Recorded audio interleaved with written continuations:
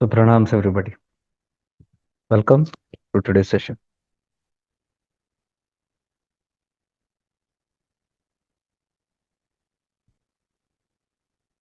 Today's session is divine love and light, and which is something I always wanted to cover since I think many weeks or months.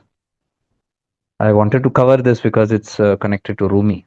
Rumi is my favorite teacher, and hi beta, क्या कर रही हो? Hello. खुश रहो बेटा.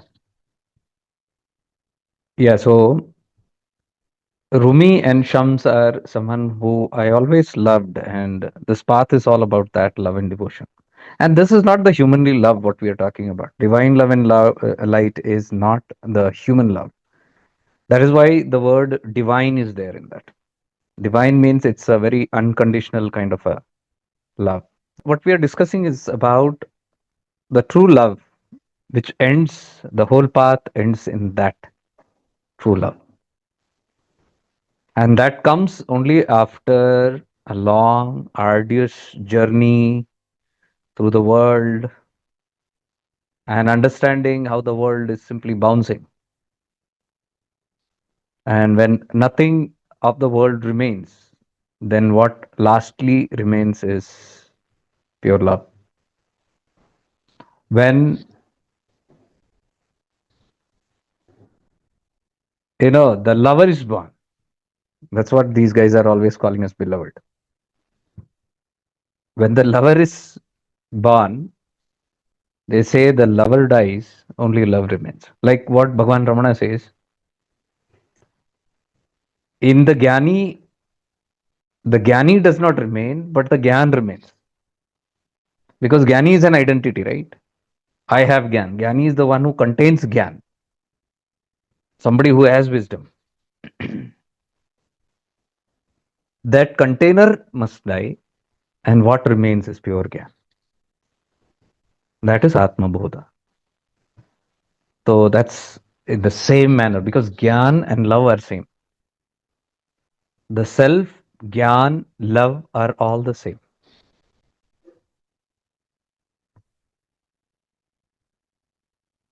The quality of the self is unconditional love. Unconditional because there is no condition, because there is no other. It's the purest form of love, purest form of awareness. The purest form of unconditional love of Shiva is in the purest form when there is no Shakti also. There is nothing to love. So when the other disappears, what remains is only love. When Shakti disappears into Shiva, what remains is only pure love. And that is the love that these guys are talking about, these mystics. These are very extraordinary mystics. Why? Because the path will end there only. Path का destination क्या है? वही है. हमारा glamour spirituality will teach something else. It takes somewhere else only. It's so confusing. That is why Rumi became so famous. I don't know if you know about Jalaluddin Rumi. You must have heard about him, or you must have seen the quotes that I keep posting. I post a lot of quotes in Mystical Mistakes and even on my personal pages. Because this person is like Kabir. As I told, Kabir is not a teacher. Kabir is the voice of the self. The experience that I had when I was in Magar, when I was sitting at the Samadhi of uh, Bhagwan Kabir, it never felt like there is some tomb there.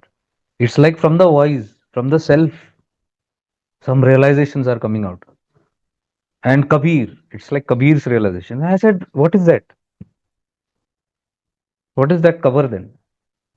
Cover में कुछ नहीं है, वो हमारा ही वाणी है Kabir. Kabir Vani is our self's voice. Paravani, it is Paravani. That's a perfect word. It is not a teacher, some Sufi or some great master or guru who's talking from. No, it's your voice. And that is the time it struck me. Oh my God, this is so powerful. I was actually crying there. Because that experience, just 5 minutes. And that is the time that thing hit in my head, we should have a retreat here. Because I said, wow, this is exactly what we are learning. Ramana's tattva is exactly the same. And I said, what beautiful then this place only, which is so powerful. That's how I had the whole idea. Sanjita जी है क्या? आप हो? कहाँ हो? अच्छा, आप हैं। और डेट्स वेट्स कुछ बता देना आप जल्दी, नहीं तो मुझे आनंद तीर्थ महाराज उत्तरकाशी का डेट्स बता रहे हैं वहाँ पे, अक्टूबर वाला। तो आप थोड़ा जल्दी, मुझे जल्दी यानी कि 1 महीने के अंदर भी अगर आप अंदाजा भी बोल देंगे तो I will be able to fix.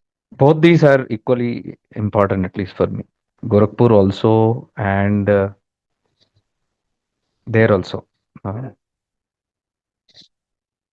Uttarkashi. Both are important places.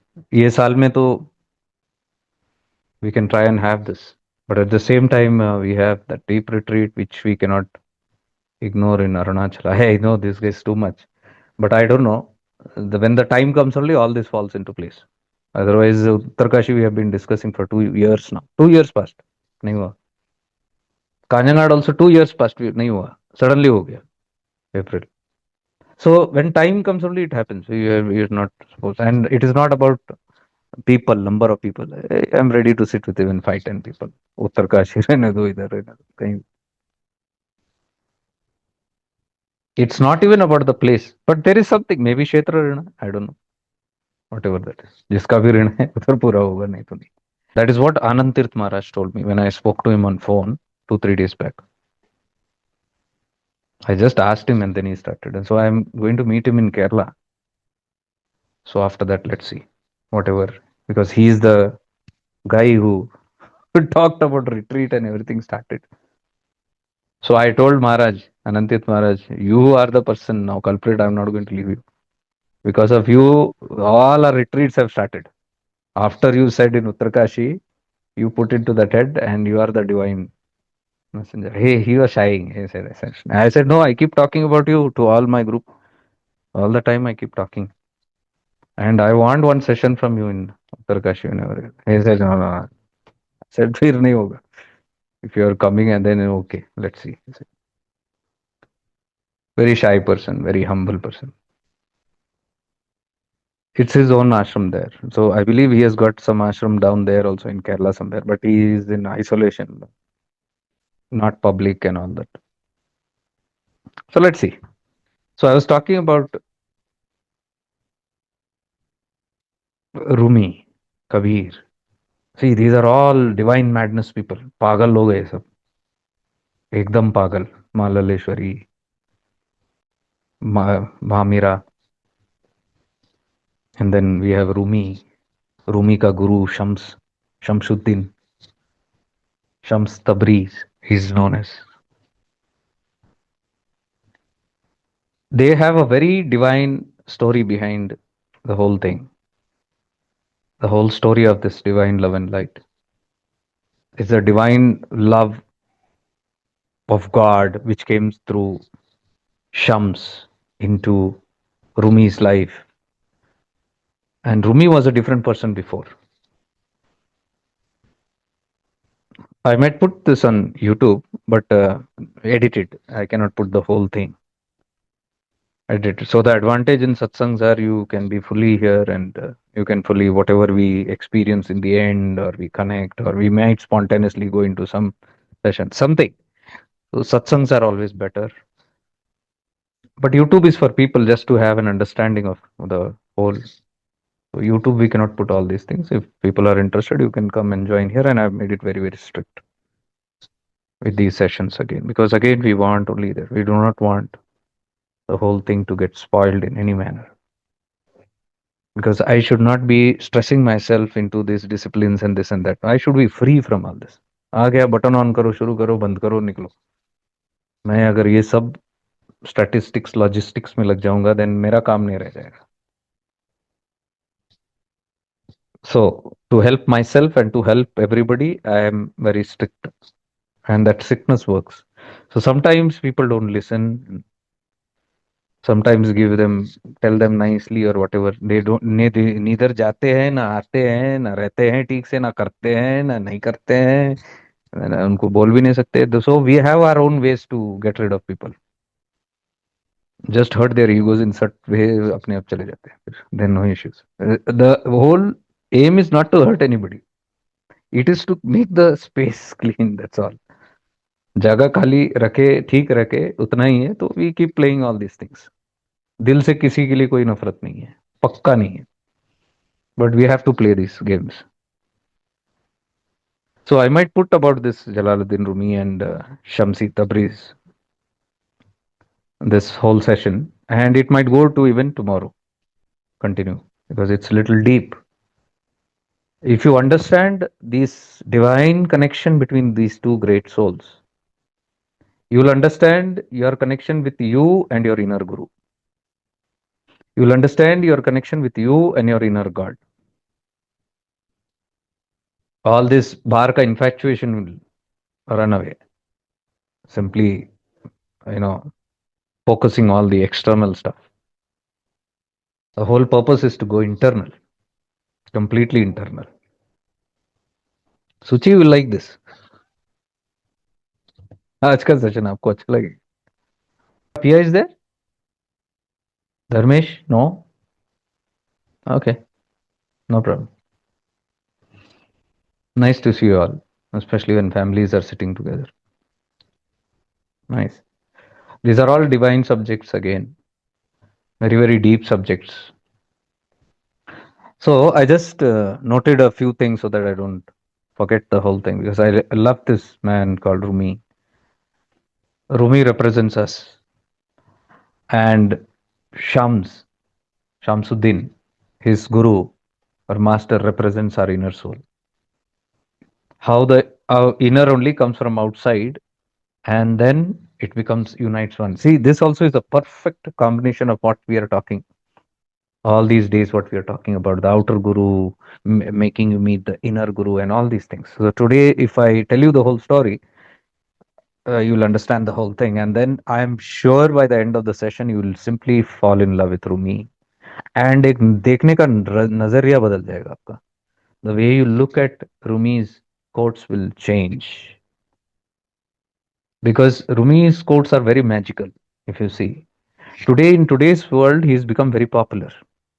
He is appreciated in today's masses by even the young to the oldest people, and in all fields of life and in all countries without barriers because his language was that of love.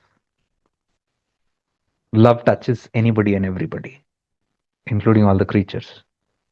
So Rumi's words, you'll see there is no barriers. You will not find a tinge of religion or caste or creed or any boundaries. Boundaryless, bountiful love. But I want you to understand, where did that love come from? Where, what made Rumi write that poetry? It's a very touching story what happened to him. So Jalaluddin Rumi, he was born in Persia, I believe in the 12th century. I think little before Kabir. I think Kabir came in 15th century. So he lived in Persia. He moved around in Baghdad, Damascus, and all those areas. That side. He was basically a religious teacher. He used to teach religion in the madrasas, Muslim students, and he was a very, very popular teacher. He was very, very wise, had a lot of wisdom, lot of knowledge, and like Adi Shankaracharya, you can say like Adi Shankaracharya almost. That kind, very profound in all the scriptural teachings, all about the Quran, and deeply in love with the intellectual stuff of the holy texts or about Allah.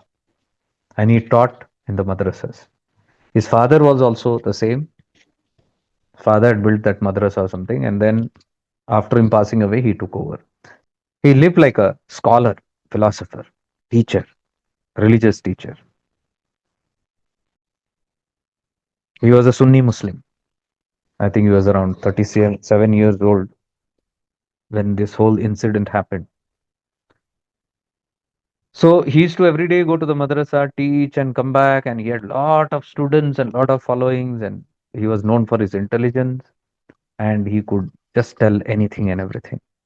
He was very popular. On the other side, so Rumi was somebody who was in very royal dresses, silk worn dresses, garments, and style में एकदम pride में खच्चर पे बैठ के on the horse he used to ride, and he had a little pride about his wisdom and the knowledge that he had, his intellectual command. So every day he comes and goes. On the other side, there is this person like a fakir, literally, Shams, Shamsi Tabrizi, or Shamsuddin Tabrizi. I believe he is to make baskets, and he came from a poor family. He also had some gurus. I don't know, but it's good to research because if Rumi was enlightened by Shams, Shams was enlightened by somebody else also. So it's a big lineage actually, very hidden lineage. And now since we know about avadhutas and things like that, it is easy for us to understand these people. Otherwise, it's very difficult to understand them. I doubt if Muslims really understand them. It's very difficult to understand. So Shams on the other side, pata puta kapda, torn clothes, wandering around. He was also like in divine ecstasy, but he was full of grace, full of that potency, divinity, purity. It is said that he could not contain it. He could not contain it that he wanted somebody to throw that into. Somebody, but he couldn't find anybody worthy because sab bhare hue hi the, all were full, or the heart was not clean. See, this whole path is about a clean heart. Divine love and light means purified heart. Sufis talk about only purified heart, a pure heart. Sufis talk about moving from mind to heart. If you see all the teachings on shifting into awareness, they are 100% connected with Sufism. There is no one point also that you need to take out. Exactly, you will find exactly resemblance. Sufis are what connect the Hindus, Muslims, and all the castes. They are neither Hindus, neither Muslims. They are half here, half there. That is why Hindus treat them as Muslims and Muslims treat them as Hindus. वो ना घर के ना घाट के. They are not settled anywhere. So that became Sufism. Very difficult to understand them, but I love this sect, Sufis, because they decode Quran also perfectly and they decode the Hindu scriptures also perfectly in the center. See, Muslims are more with their text. Hindus are busy with their text. The religious ego will not allow each other to explore each other's area, but Sufis stand in the center and explore both beautifully. So Shams was a great master again, but not a popular master. Like you can say, like the Avadhutas, wandering here and there. But he was looking for a person, somebody to share it with, and he could not find it. It is said that he used to pray day and night to Allah that give me a companion, give me somebody whom I can share this whole thing with. I can't contain this. That love. When pure love is in the human body, it will explode. The humanness cannot contain the nirguna nirakara. So powerful. That's why I say salute to the avadhutas. In the nirguna nirakara, there is a guna and akara. You can see them demonstrating gunas. They are not that. Their bodies are demonstrating the gunas, and they have an akara body. But inside is an alive nirguna nirakara, pure consciousness, which is very powerful to contain. If the same consciousness enters our body, it will explode into 1,000 pieces. Our bodies cannot hold that. That kind of realization, that kind of full blaze, bodies can't hold it. That is why when we go to Avadhutas also, most of the touches are not very common. Avadhutas don't prefer touching. Or you can see there will be environment where they not allow you to touch the feet. Even when we go to Avadhut Om Amma, Om Swami is little particular about touching feet. He keeps away people. And he tells also, we must, it's better not to. Because sometimes it is too much for the body to take. Sometimes I've seen people collapsing or Kundalini activation. Two, three times I've seen in my own, with my own eyes, when they touch Om Mama's feet, they fall. And last time also you saw, last visit. Luckily, we were able to go to Om Mama. So we had the privilege to go and touch her feet. In that, many did not touch. I asked them, did you touch? They said, no, we were scared. Some of them touched. The moment I touched, I exploded through tears. And one of us, I think from USA, had come, right? He touched the feet and, okay, activate. He started feeling. Swamiji had to touch him on the back again, twice. It is not that everybody might feel it because it depends on your openness. Some might say, I touched her feet, nothing happened. ढक्कन बंद है तो क्या होगा? कुछ नहीं होगा. Both sides open रहा. Oh, very powerful. Very, very powerful. So powerful, I could not, this time at least, I couldn't hold my tears. I was simply weeping and weeping in the kitchen. Anyways, I went too far from that experience. But what I'm trying to tell is, if the openness is there from both sides, then many things can happen. But our heart is most of the time not open because, as I keep on saying, ego, humility है ही नहीं क्योंकि हमने तैयारी ही नहीं किया. पूरा path में we have been practicing so much, वो तैयारी हमने किया ही नहीं. Humility is not there. We cannot bend in front of people. I told, anytime you meet a saint or somebody, touch their feet, even if it is Swamiji. You have an opportunity. Don't stand there like a coconut tree with your hands behind or like this. So ego hai. But people don't listen sometimes. And sometimes I feel bad that they lose the opportunities. You look at us also, we stand little slight bend रहता है, हमको डर लगता है. कोई भी रहने दो, एक रिस्पेक्ट, एक लव होता है. But I don't know, sometimes सीना ठान के खड़े रहते हैं लोग. Touch the feet, somebody went and touched the घुटना ऐसे, one person, तो ऐसे ही बैठ बैठा रहता है कभी. अवधूतों के सामने, स्वामियों के सामने, साधुओं के सामने, टीचर्स के सामने, हाँ, गुरुओं के सामने, वहां पे भी घमंड.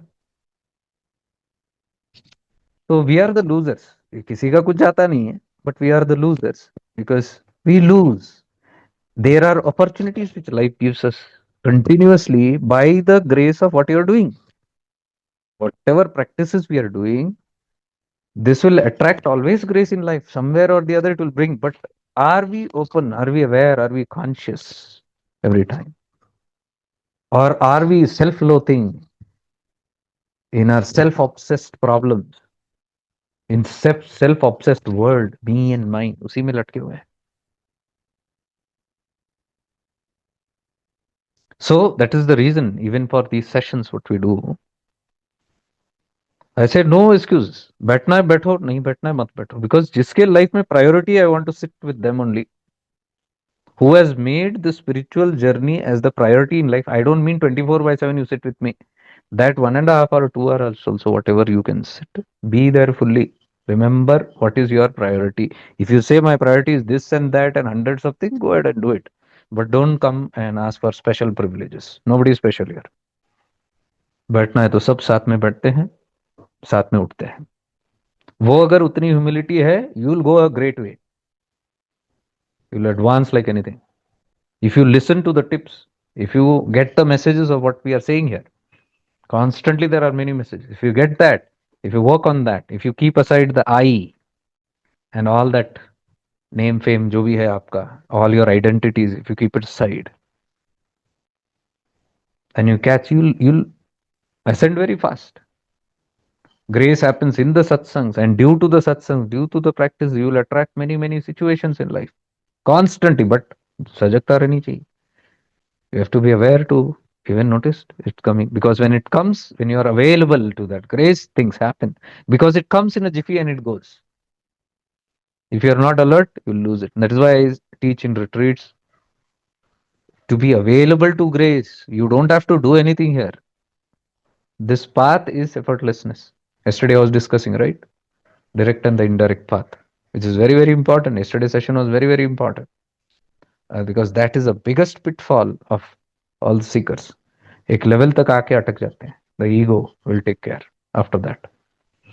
It will not allow them, and they are not even self-aware that it is that I. So you need somebody to tell you all these things, and then you need to reflect on those things and release it. So for that, you might need to take the indirect path also. As I told yesterday, we are not on the direct path yet, but we are training to go to the direct path. So never say, oh, this is Ramana's path, I am on the direct path. No, I am preparing for the direct path is the right word. Paul Brunton explains this very beautifully. The divine presence is okay. You might sit in the presence of Mahatmas, that's fine. But they will not tell you, they will not guide you, they will not judge you, they will not criticize you, they will not point out your flaws because they are accepting you unconditionally the way you are. For them, everything is drama, including you. They will not take your problem seriously. They can't understand your seriousness. For them, it's a joke. What we cry and lament about, for them, it's a joke because they are pure witness. They're witnessing everything. So you can't expect them to understand what's happening here or even interested to come into your life drama and make corrections. Why will they do that? Because in the end, they know everything is going to return to the same state, whenever that is. So that's their practical way, but it might not be practical for seekers. For seekers, it might not be practical. So seekers will need guidance all the time while they are on the path. So on those paths where you are in your mind and ego, you'll need a teacher with a mind and ego. Are you getting the point? If you say your teacher should not have ego, then that teacher will be a silent teacher. Like Ramana, egoless. They are pure presence. Avadutas, pure presence. But then do we have the capacity to go and sit and attract that, because we don't know what to do there? In their presence, what to do? We do. So you need somebody to tell you what to do there. And if somebody is there to tell you something, they need ego to talk. They need to have an identity of teacher or guru or so and so. They need to be performing in that state of ego where they feel they are superior and somebody is inferior. Then only the transaction happens. Teacher and student happens only when the teacher believes he's a teacher and sees somebody as a student. When the teacher feels he is wiser or she is wiser and the student says ignore it, then only some transaction will happen. If the teacher feels, oh, everybody is pure Atman only, everybody is pure soul, then that's the Avadut state, egoless state. They will simply embrace you unconditionally, but they will have nothing to talk about. And that's your inner guru. The purified state is that state. But till you reach that state, you will need some ego to tickle your ego. It's all it's all a different realm in that dimension. In the third dimension, you will have third dimension dramas. So if you have risen above all the dimensions and if you have gone very high, then you don't need it. But till then, you need. That is what I emphasized yesterday. So we must be practical about all these things. Oh, my teacher is very arrogant and he's very. He has to be arrogant. That's his work. He has to be egoistic. Because if he has to simply embrace you in all the nonsense that you do, most of the people seek that kind of teachers. Any nonsense I do, you should overlook me. That has come from childhood wound, inner child wound. बचपन में मेरे parents ने कुछ नहीं कहा मुझे। मुझे पाल पोल के बड़ा किया है। मुझे एकदम, बोलते हैं ना, फूलों जैसे, they have raised me like a flower. तुम होते कौन हो बोलने वाले हैं? मेरे बाप ने नहीं बोला, मेरी माँ ने नहीं बोला आज तक, मेरे घर वालों ने नहीं डांटा मुझे, मुझे किसी ने नहीं बोला। This is a childhood wound. अब ये बंदा कहाँ जाएगा? What will this person go? Anywhere वो ले नहीं सकेगा। हर जगह में करके बैठेगा। Everywhere he is going to be hurt. That's a childhood wound. They have not raised in a practical way. Parents have given him identity, false identity, but not taught how to deal with that false identity. ಅದಾದ್ರೆ. So we have to be very, very practical of all these things, what we are understanding all these things. Till our mind is noisy, you'll need noise from outside. All satsang is noise only. Otherwise, that noise will not settle down suddenly. You will have to use noise to reduce noise. You will have to be given mantras in your head, because your vibration, your thoughts are all noise continuously it's going. What to do. Give mantra diksha lo, and start chanting. Now what you're doing, adding more noise. जैसे ये thoughts कम नहीं था, now another thought. But the only difference is that thought has come, has positive vibes, divine vibes, comes from a very pure vibration frequency that slowly annihilates your other noise.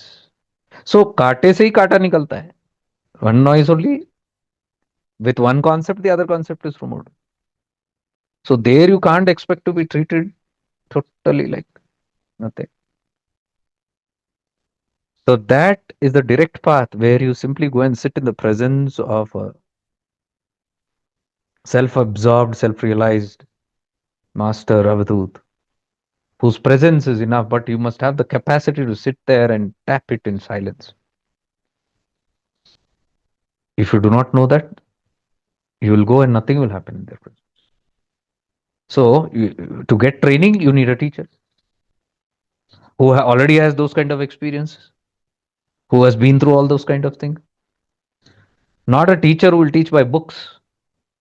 Oh, Ved में लिखा है, पुराण में इतना लिखा है.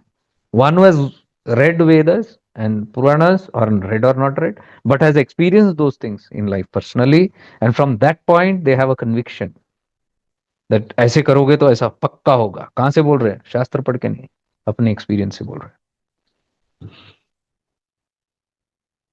So this whole world of teacher and student comes from this only. Somebody has some experience, they try to help others till people are able to stand on their own. And that is exactly what you can see in Rumi's and Sham's story. Rumi is a scholar. He's a good person, but too much of logic, too much of studies, too much of teachings, fanatism, too much of scriptures, too much of memorization. And as though this looks like, to me, like a divine plan that God only sends, right? Somebody exactly. So it's like Shams came in the life of Rumi. And Shams is sitting and praying that I need somebody whom I can actually confide these things to. Till then, I don't feel my mission of earth complete. He's every day praying to Allah. And one day in the dream, Shams has a dream where Allah is talking to him and says, what will you give if you get it? What you were seeking? He said, I'll give my head. Shams says, I'll give my head. See the earnestness, that intensity of what he wants. I am ready to give my head, he says in the dream. Allah immediately says, then go to so and so place. There is a person named Jalaluddin Rumi. He is the one you are looking for. And that dreams collapses. And then he comes in search of Rumi to the madrasa where Rumi is giving this knowledge daily. And every day in the horse, he will be going with all those silk clothes and full of wawai and full of people praising, waiting, for, people waiting for him. And while he's going on his horse, Shams was waiting there, sitting,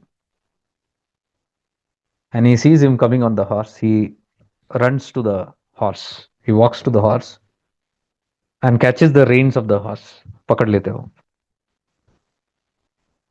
Nobody can do that. किसी की जरूरत नहीं है करने को. Because he is a very renowned person and somebody is having the guts to stop his horse. Without a second thought, he simply asks Rumi, who do you think is greater? Is it Prophet Muhammad or Bayazid Bastani? Bayazid Bastami. He is another master. He is another saint. So what does Shams ask Rumi? Who do you think is greater, Prophet Muhammad or Bayazid Bastami? Without hesitation, Rumi first he is jolted. Who's this asking? But immediately he gives an answer. Of course, it is Prophet Muhammad. Everybody knows he is the greatest prophet ever. And as far as Bayazid is concerned, he is a saint. He is, you can say, a follower of Prophet Muhammad, but no one as great as Prophet Muhammad. If Prophet Muhammad is the ocean, all the other saints or masters like Bayazid are rivers that are moving to that ocean. Then Shams immediately asked, after getting this answer, then why do you think Prophet Muhammad said, if he is complete, you are saying, he says to Allah all the time, to God all the time, I didn't know you as I should have known you. मैंने आपको जाना नहीं जैसे मुझे जानना था मैंने आपको जाना नहीं है खुदा. Why did Prophet Muhammad all the time say this? मैंने जाना ही नहीं तुमको. I didn't know you. While on the other hand, Bayazid said, I have known you, glory to me. He is a saint who said, I have known you, glory to me. One is telling glory to you, one is telling glory to me, for I have known you.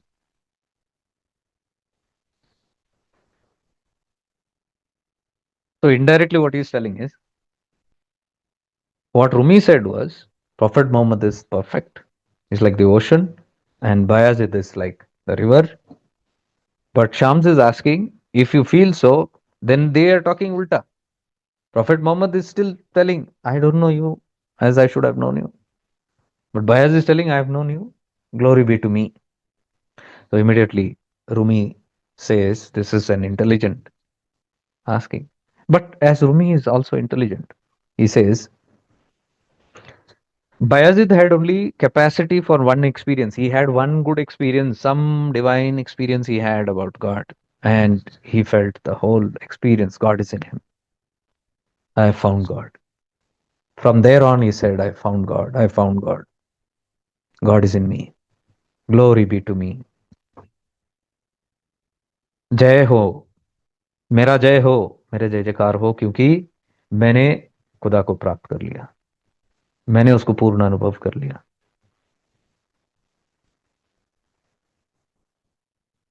whereas Prophet Muhammad he says he has an undying thirst खत्म ही नहीं होता उनका उन्होंने conclude नहीं किया कि I found you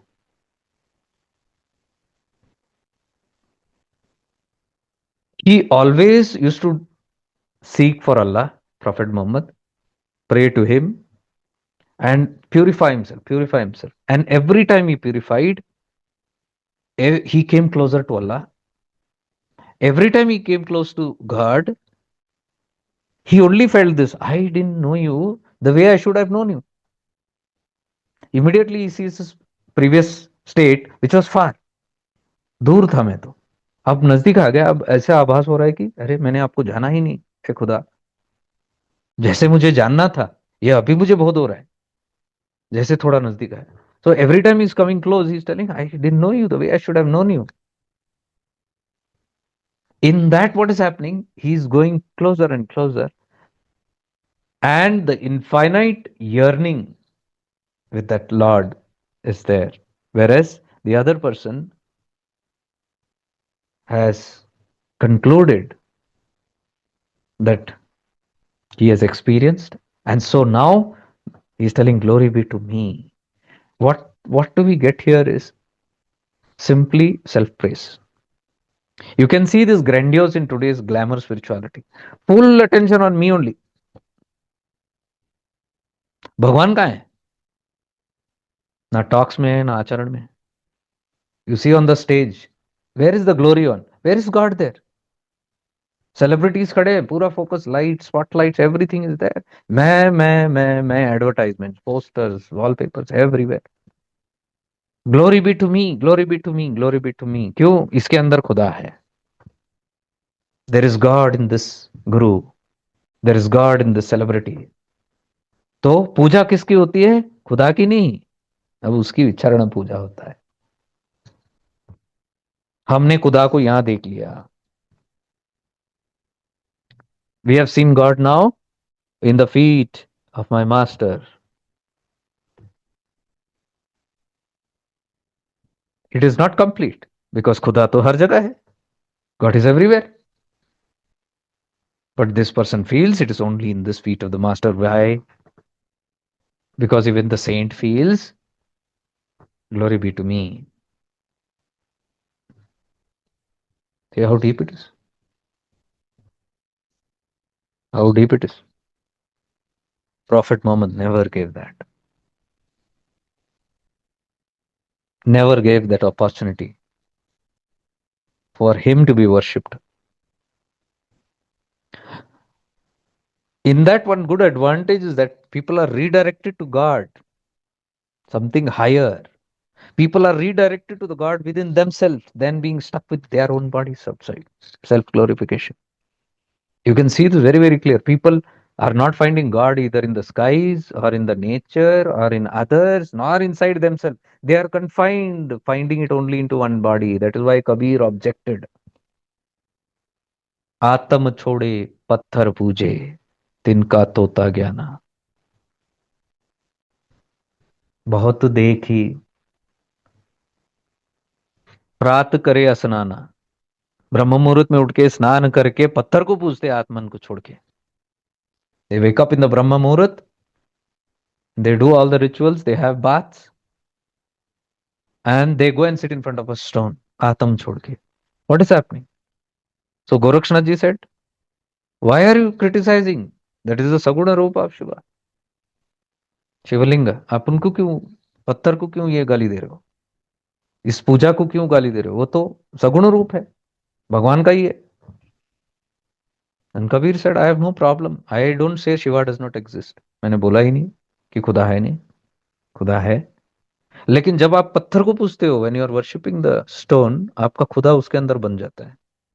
Your Shiva is only fixed into that stone. You cannot see that Khuda in your friends, in your enemy, in your wife, in your husband, in your child, in your father, mother, in your neighbors. You cannot see. You will confined only into that stone and into the temple. उससे मुझे ऐतराज है. That is what I don't agree with.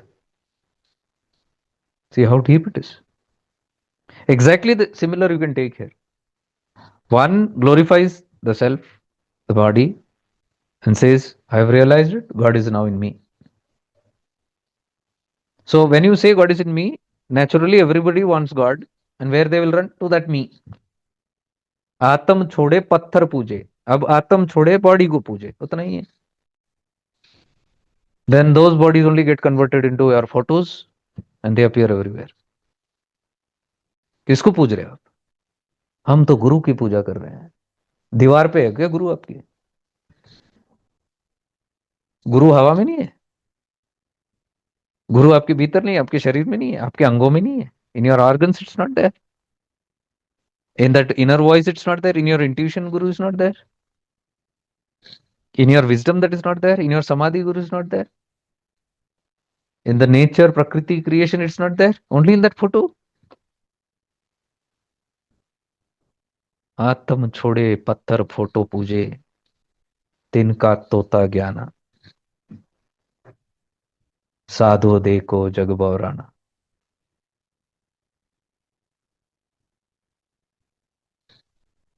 घर घर मंत्र जो देत पिरत है माया के अभिमाना गुरु वह सहित शिष्य सब भूडे अंत काल पछताना. कबीर सेठ. यही चलते रहा, दोनों भी पछताएंगे, गुरु और शिष्य दोनों भी.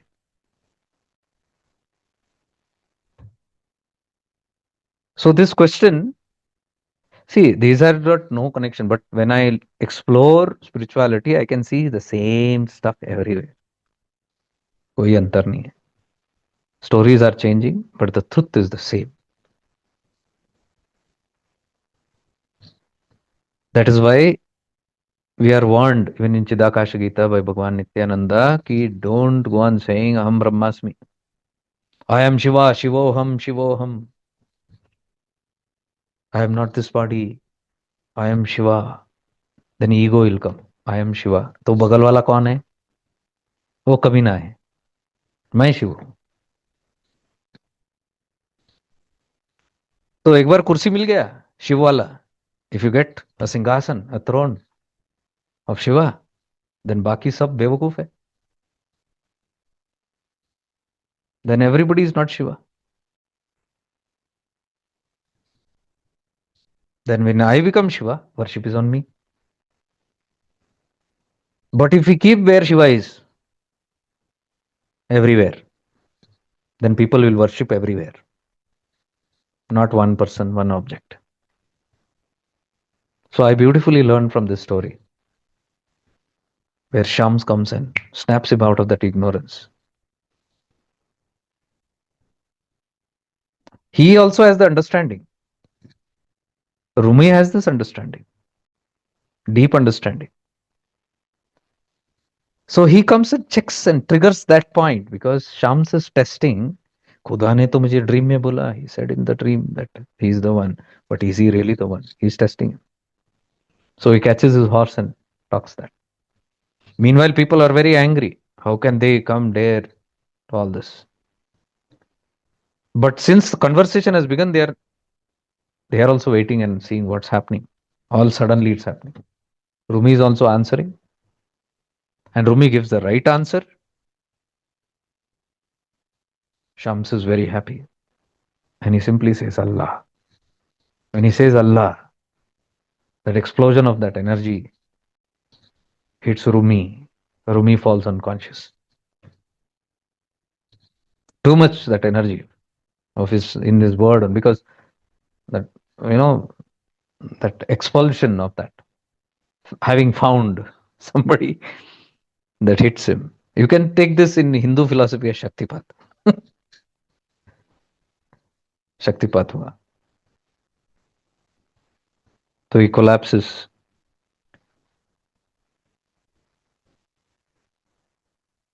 And then Shams tells him, I have passed the vast wilderness of time to find you. You are my brother in spirit, my destiny.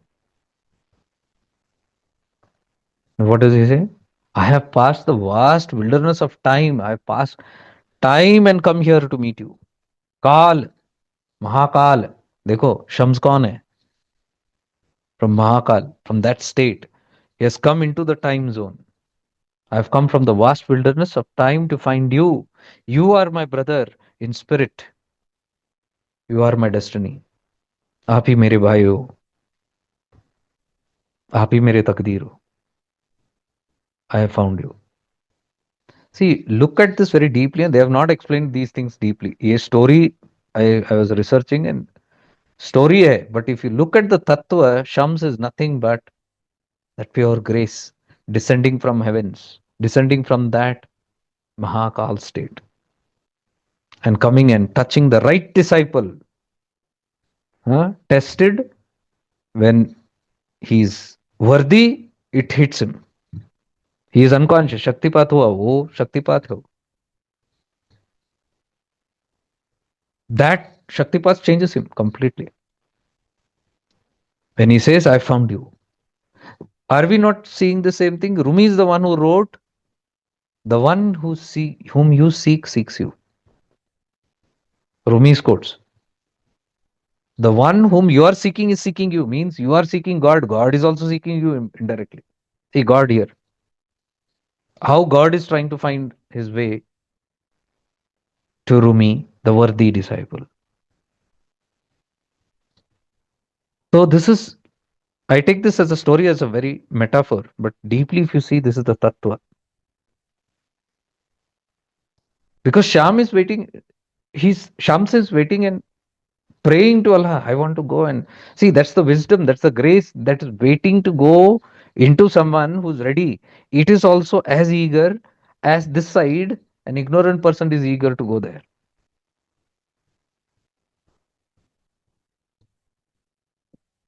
And God tells and all, there is nobody to tell and command and all. This is just good metaphors. God only directs that grace. What are you looking for? That kind of a person? Then go there. Are you willing to give? What are you willing to give? He says, I'm willing to give my head. What is head? Ego. Then that kind of a student is there. Go there. The egoless grace. Ganapati. No human head. No human ego. Then only you get the grace of Ganapati when the ego dies. Without that, यात्रा ही शुरू नहीं होती है. And what do we call him? Vignaharta. विघ्न कौन है? मेरा sir. My head is the विघ्न. विघ्नहर्ता मतलब मेरे सर को हरो, जैसे तुम्हारा सर नहीं है. That is a deep meaning. Ganapati removing obstacles means he removes the ego, pure intellect. The grace also is that way. You can see Shams is telling, I'm ready to give my head. Pure grace. Grace is always without head. Means no logic. Shams is pure heart, pure love, pure wisdom. That is divine love. Divine love is without the head always. If it has head, then it is conditional. It cannot be divine love. It is the ordinary love that we talk about amongst human beings, objects, places, things. And then your father, mother, husband, wife, brother, sister. All this conditional love. This is not unconditional. Unconditional में sir नहीं रहता. Sir नहीं मतलब there is no one to judge and say this is mine. I will love this. I will not love this. So that's Shams, unconditional love without the head. And God says, go to Rumi. He's the one. So that unconditional love, that grace comes and tests Rumi. And when he passes, it hits him. And then he says, I came from there.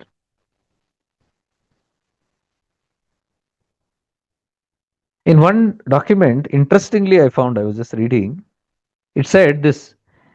It is said that Allah released love or ishq, that is Shams, to go find a suitable body. Shams found Rumi in 1244, 12th century, in Konya, Turkey. This happened in Turkey, Konya.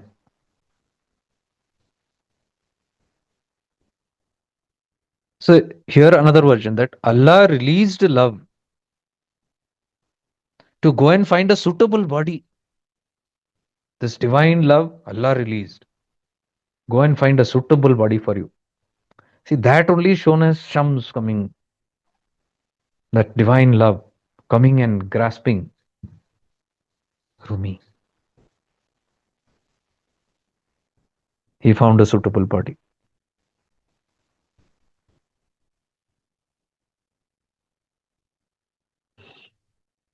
Then Rumi, after this whole incident happened, something touched him very deeply. He is supposed to have said, what I once thought of God, Today I met in person. So he was also a seeker of God. But what I was always seeking is God. Today I met in a person. What are we talking about? Same thing. Same ignorance. Atam chode pattar puje. Rumi is getting now. What I once was seeking as God, today I found in a person. Again, body mein, photo mein. Now he is fallen in love with that body. Who? Rumi. So begins the relationship of the guru disciple.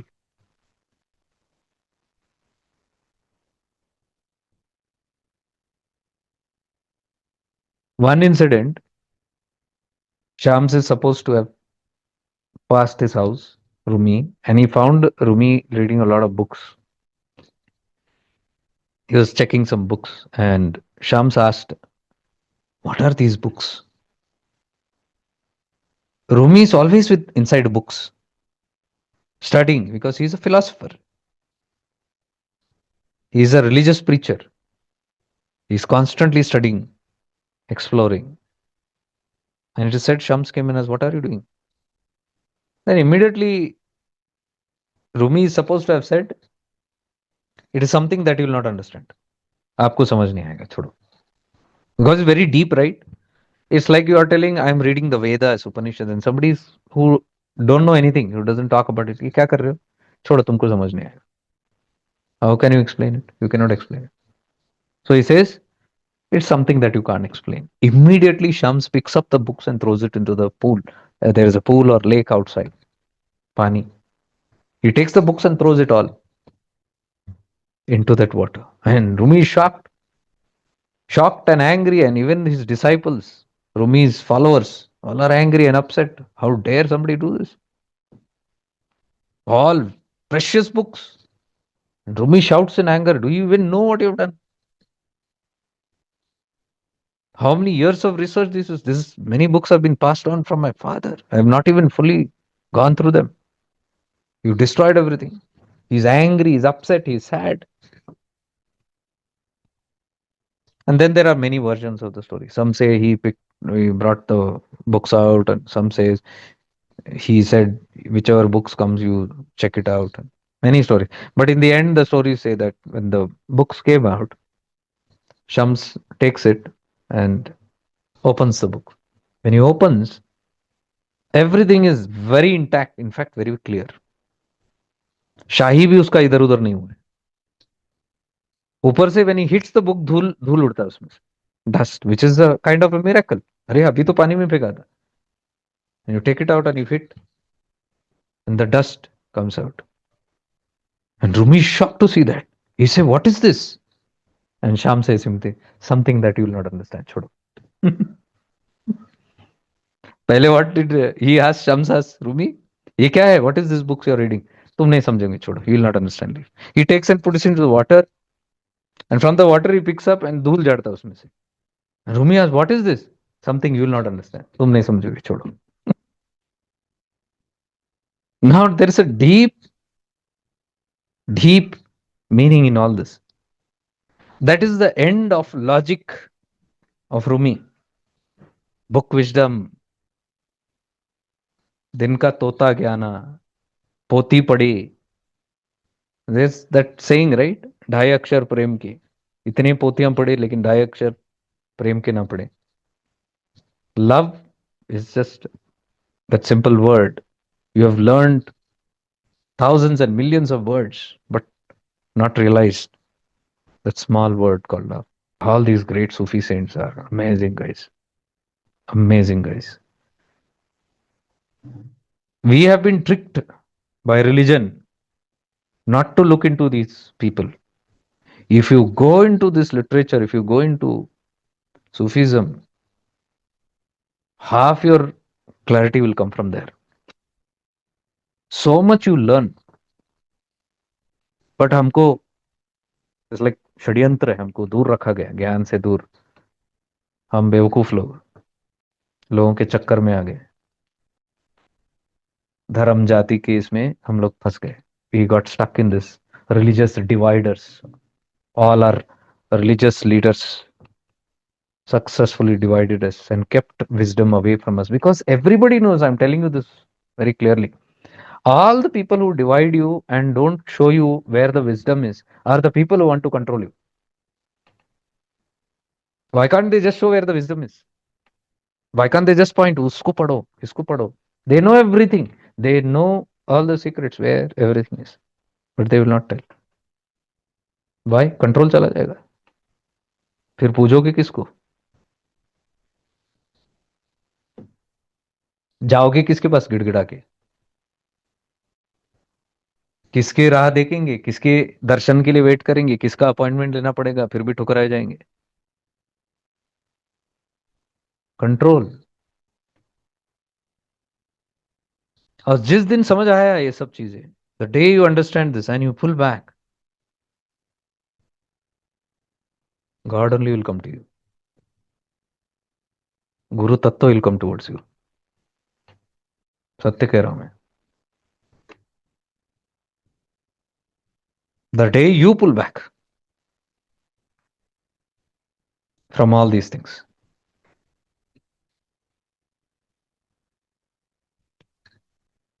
the day you don't you realize and you are open that you don't want to be controlled, the powers will lose its powers. फिर वो powers डरने लगेंगे. Because control is everything. The whole countries, the whole world is based on control, control, control, control. Everything. कहीं भी जाओ controlled. घर के अंदर कंट्रोल, घर के बाहर कंट्रोल. चर्च में जाओ, मस्जिद में जाओ, गिरजाघर इसमें मॉस्क में जाओ, गुरुद्वारे में जाओ, anywhere you go, religious places control, religious leader control. Spirituality एक बची थी, वहां पे भी control. Paths controlling, teachers controlling, everything controlled. The whole systems are so controlled that you will never be given the wisdom. राह यहाँ पे है, कोई नहीं बताएगा. सीधा सीधा घुमा फिरा के बात करो. And you keep waiting for a whole lifetime. Maybe that secret is will come. I have to earn this. Maybe in the end it is going to be revealed. वो end आएगा ही नहीं. कैरेट के पीछे दौड़ रहा. I don't say everybody is worthy for it. Everybody may not be worthy, but there are worthy people. But even the worthy are not shown it. मैं बोला ना, पक्के लोगों को अगर आप नहीं देखोगे तो वो आपसे पक के चले जाएंगे. और कहाँ जाएंगे? मिलता तो है ही, खुदा भेजेगा शम्स को. क्योंकि शम्स भी ढूंढ रहा है रूमी को. Shams also is searching Rumi. ये मत सोचना कि रूमी ही खुदा को ढूंढ रहा है. खुदा ही शम्स के द्वारा उनको ढूंढ रहा है. The one that you seek is seeking you. ये रूमी की कहानी है, रूमी की कविता है. He wrote this. One who is whom you are seeking is seeking you. ये कुछ अलग है what Ramana is talking about. What is Ramana telling? The self is already pulling you inside. Shiva Sutras. Anugrah Shakti. Anugrah Shakti is pulling you inside. Whether you like it or not. How many times I've told you? You think you are the doer? Give up your doing and see, still something will pull you inside. When you're stuck outside, something will push you from outside. That is the outer guru's work, to push you inside. Because you are skeptic, because you are scared, because you are doubtful, because you are not clear. So outside gurus will push you inside. But it is not their push only. There is a pull from inside also. You can say the outside teachers are just standing like a defense. You come out of your chamber, heart chamber, you are running out into the world and the gurus are standing outside there. कहाँ जा रहे हो? चल पीछे मुड़. Like pushing you inside. So that pull which Rumi has, he is struggling, he is yearning for God, he is also a seeker. But see, on the other side, Allah is also waiting for him. Or the divine love is waiting for him. to be pulled. That is grace, anugrah. And when the time is right, it will happen. No power on earth can stop that. No control system can stop that. Control system क्या है? खुदा से तो बड़े नहीं है. कोई भी कितना बड़ा हो, खुदा से तो बड़े नहीं है. क्रिएटर से तो बड़ा नहीं हो सकता. क्रिएटर का क्रिएशन है हम लोग. We are all the creation. We are all the puppets in the drama of that director. अब ये रोल को इतना सीरियस अगर हम लेते बैठे तो डायरेक्टर तो हंसता ही होगा.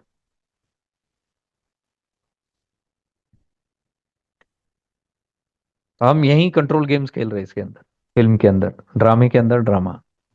वो देख रहा है. तो उसलिए ऐसे your seeking should be always toward the highest. यहाँ कहीं यहाँ वहां रुको नहीं. कोई भी टीचर के पीछे घूमो नहीं, कोई भी पथ के पीछे घूमो नहीं. Don't hover around your teachers, your paths, your systems, your ashrams. Don't simply be hovering around hills. There's something beyond the hill also. Go beyond it also. Don't hover around Kailash, Makkah, Medina, Rome.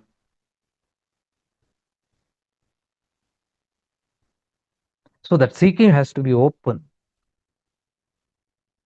It's the seeking has to be towards the infinite. That is why I love the Sufis, because they are looking into खुदा. खुदा कहाँ है?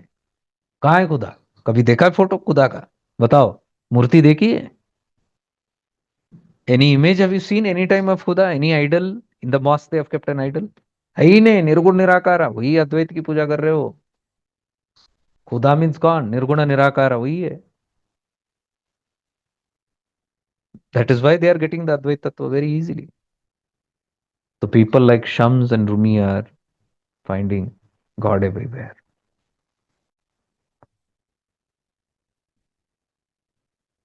So Shams indirectly taught Rumi that, my dear, cannot be found in your books.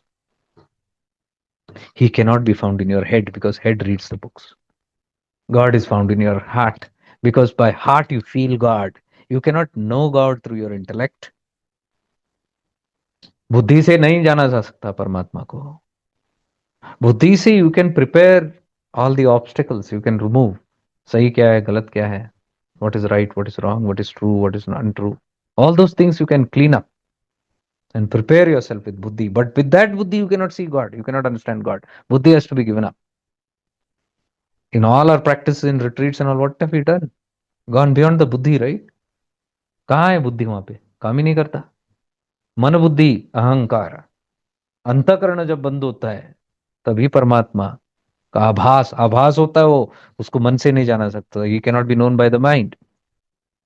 It is something to be realized directly. To realize, you have to have the heart open, not your mind. That is why I did 2 times that webinar, moving from the mind to the heart space. Start feeling what is I'm telling again and again. Don't keep thinking. Thinking is asura sitting in your head, preventing you from feeling. Feeling is where the real experience is. All your self-realization is an experience. बोध है वो knowing नहीं है, जानकारी नहीं है. Self-realization, it is an experience. An experience is space of the heart. Rumi and Shams are belonging there. Rumi is not fully ready, so Shams has entered into his life. He's the Guru Tattva there. So he is giving him wisdom and telling in different ways. लीला है देखो, books उठा के फेंक दिया, threw the books into the water. When the books were picked up, intact. What does that show? It shows that this knowledge what you have is precious in the books, but don't put it into your head. Why it is precious? Because पानी भी इसको धो नहीं सकता. Water or these elements, fire or it cannot be destroyed. That's what he is saying. That miracle. वो जादू दिखाने के लिए नहीं किया उन्होंने. Deep meaning है कि this wisdom, divine wisdom which is there, आत्म ज्ञान, what you call it, the Brahma Gyan. It cannot be washed out by water or elements because it is in you. It is not to be read in the books. That from in the books it has come from somebody's heart. So that is precious wisdom. But you don't take that and put it into your mind. You realize it. That is the meaning of the ink also not disturbed.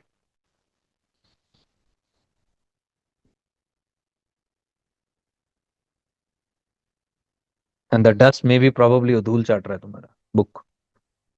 The dust that he hits and the dust rises. Because it's as good as that. We have so many books in our home. सब धूल ही तो चाट रहे. चिदाकाश गीता कहाँ पड़ा है? कोने में पड़ा है घर के अंदर. है तो वो भी है नहीं. भगवत गीता क्या है? खोला भी नहीं उसको. Where is the Bhagavad Gita? It is somewhere in the corner. Dusty. You hit it. So he's demonstrating this is nothing but dust. धूल चाट रहा उधर पड़ के. मन का ज्ञान उधर ही धूल चाटेगा कुछ नहीं. वो यहाँ बोध होना है. After that, Shams, something happens to Rumi and people can't understand what's happening to Rumi. All are missing Rumi now. Because Rumi ने प्रवचन देना बंद कर दिया. Rumi is no more giving preachings of religious scriptures. He has become silent. Something has gone undergone him. That's the grace, Shaktipat. Divine love has entered. His heart is opening. Heart chakra is opening. His mind chakra बंद हो गया. Heart chakra opening. It is said after that 40 days they spent in isolation, in a cave, completely locked up. No, nobody to disturb them. 40 days. After that 40 days, something happened to Rumi, which is where Shams gave his teachings, or the training, or the gyan, or the wisdom, or the blessings, or the Shaktipat, whatever you want to call it. Because the student is ready and the wisdom is dawning on the student. As simple as that. Now, it is said they sit in a cave, the Guru and Shishya, and something happens to the Shishya. Cave is always Chidakasha. Cave means अंतर गुहा. गुहा के अंदर जाके बैठो. So you have a inner Guru sitting there. Shams is there within you. But the Rumi has to go inside. Rumi has to go inside only when ये पोथी, ये ज्ञान, ये logic, only when the logic goes, when he enters into the Hridaya Akasha, through the Hridaya Akasha is the entry to Chidakasha. You'll find both these words in Chidakasha Gita, Hridaya Akasha and Chidakasha. We will be doing this a little deeper in the Chidakasha in Kanangad in April. Whoever is coming, understanding this tattva a little more deeper.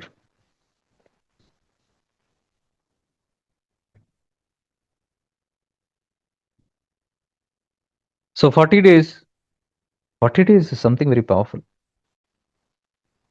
It is there even in Bible. Jesus spent 40 days in the cave, fasting and meditating. 40 days is very significant. I think it's also there in the Parsis. I think the Ramzan, Rosa, all these are close to that only. Fasting. एक महीना जो Hinduism में भी होता है, that fasting which is there, उपवास.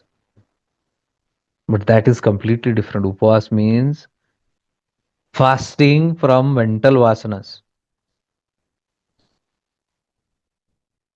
Mind से body में आने वाले वासना, उससे उपवास है. हम लोग बॉडी में उपवास करते हैं और माइंड पूरा चालू. बॉडी उपवास भी ठीक से नहीं होता. All this body fasting is all simply we have alternatives. दूध पी लिया, कहीं खीरा खा लिया, this and that nonsense. It utter nonsense. वो है ही नहीं उसका meaning. So 40 days fasting means fasting from mobile, fasting from social media, fasting from the world, fasting from seeing, fasting from interactions. It's deep, it's like a tapas. And I do believe, I haven't tried it. Maybe if I try it, something will happen. But I've seen it even in just a few days also. If you simply withdraw, great changes will start happening inside. हमारे अंदर वो discipline नहीं है, इसके लिए नहीं होता. But if discipline, discipline कहाँ, कृपा से आती है. When the time is right up, you will get those kind of ideas. अब मुझे have to go deep. So you can see here, the guru and Shishya sitting, and then something strange happened. After that, people became very jealous. Not of Rumi, but of Rumi's, जो रूमी को छिन रहा उनसे. ये कौन फटा फटा कपड़ों में, who's this, like a beggar who came from somewhere, कुछ जादू टोना किया, some magic he has done on our Rumi. Now he's a religious teacher. Now he's not teaching religion. Sab ye gaya and he's gone. Something has happened to him. And then Rumi, they are starting seeing changes. Silk clothes all gone. He also coming into simple clothes. Phata puta, no problem. He's okay with simple life. Sudden change in Rumi. Jalaluddin Rumi has changed completely. And now they're very angry and upset. So now they try to chase this person, Shams, away. Said they try to harass him and things like that. They can't, they are trying to become a barrier between the guru and Shishya. Yeah, another common thing. Whenever the guru and Shishya are together and things are happening, all these outside forces will start becoming very suspicious and jealous. They want to separate now. This is relatable to me 100%. So I'm openly only speaking it. So I can understand these. What is happening here also, I can understand very well. Because that vicinity, something powerful will happen and people know it. When two are sitting, two means जिसको तलब है, both को earnest है. The guru is looking for that kind of a disciple always, and the disciple is always looking for that kind of a guru. Something strange, strong is happening there. And when people see these two coming together, there is something that can go beyond what probably they are insecure of, and then the whole dramas begin. The act of trying to separate.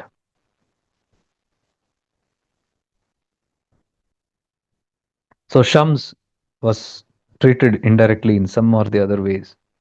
And one day, Shams just disappears. Rumi is very, very shocked because he used to tell Shams very clearly, if you leave me, I'll die. तुम अगर मुझे छोड़ोगे तो मैं मर जाऊंगा. And Shams used to tell him, मैं तुम्हें छोड़ूंगा नहीं, मैं तुम में उतर जाऊंगा.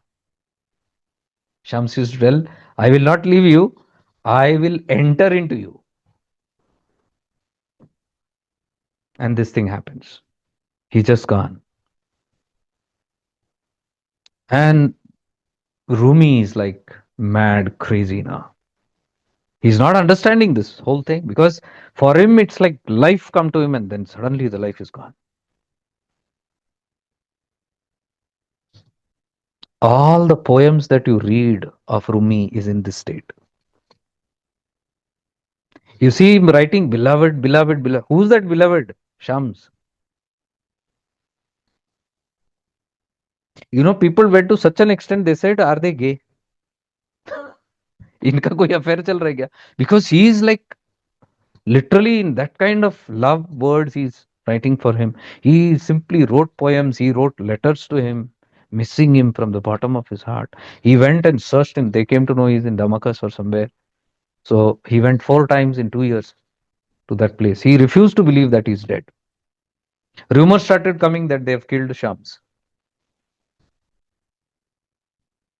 And that was a possibility because people, his close followers, Rumi's followers, did not like Shams. Only because he was, they were bearing with him. But they used to hate him. Including Rumi's family members. Rumi was married twice before all these things happened. In fact, the interesting note even goes that Shams was nearing beyond 50s and nearing his 60s. So he was getting older. So they thought if we get Shams married, he can stay. And it is said that he married none other than Rumi's stepdaughter. Stepdaughter means he had two wives, one of the other, which Rumi only wanted as a company to that person. But he was beyond it. But they do. But that also didn't work for long because he cannot be bound by all these things.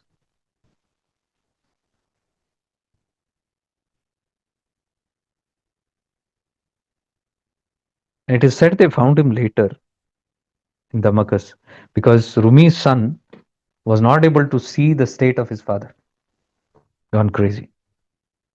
And that is how they got him and they made this prabandh that they get him married so that he's tied up something, but that also did not work.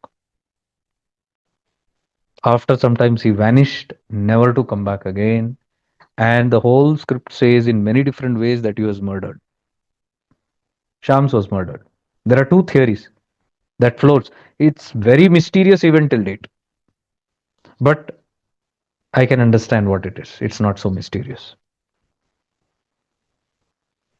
Like the vanishing of Malaleshwari, Jesus Christ, or Kabir's going, it is very mysterious. But if you look at it from a very deep terms, you'll understand it's not so mysterious.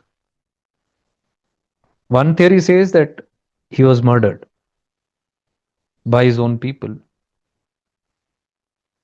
but they refuse to believe it because his body was never found. The moment you say body was never found, you know what it means. We have talked enough about it. Body was never found means.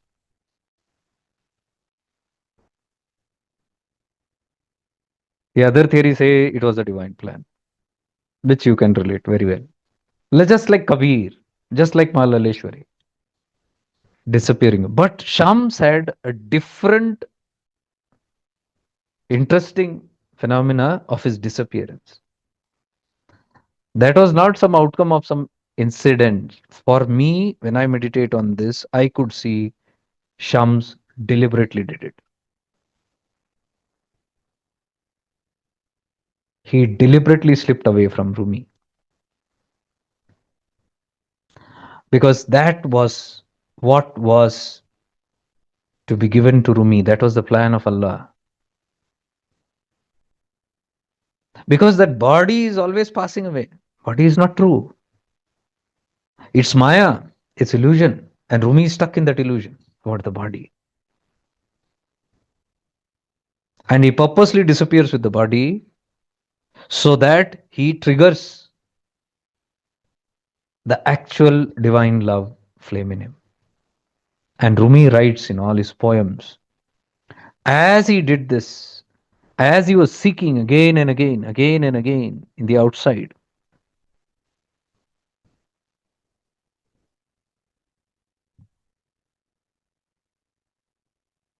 here it is. The loss of Shams forced Rumi to stop looking for the beloved in the physical world and eventually find it within himself.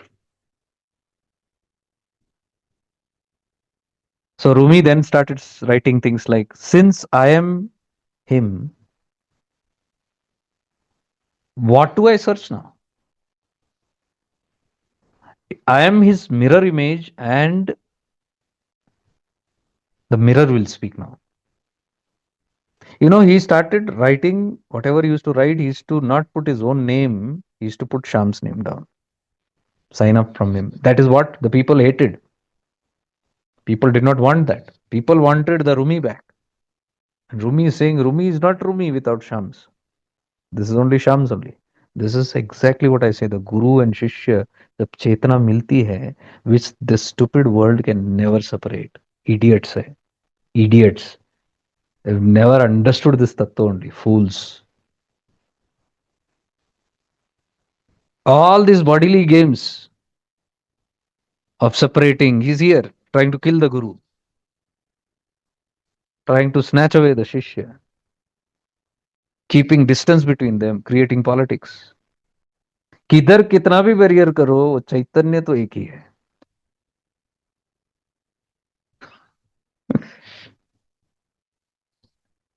And that will be a time. In the start, it is grieving. I'm telling you from my personal experience. In the start, it is grieving of that personal loss. It's like a mad loss. It's like a trauma. But as you heal slowly and the inner light blossoms within you, you understand there is no difference between this inner or that one. Rumi realized that Shams is in him only as him.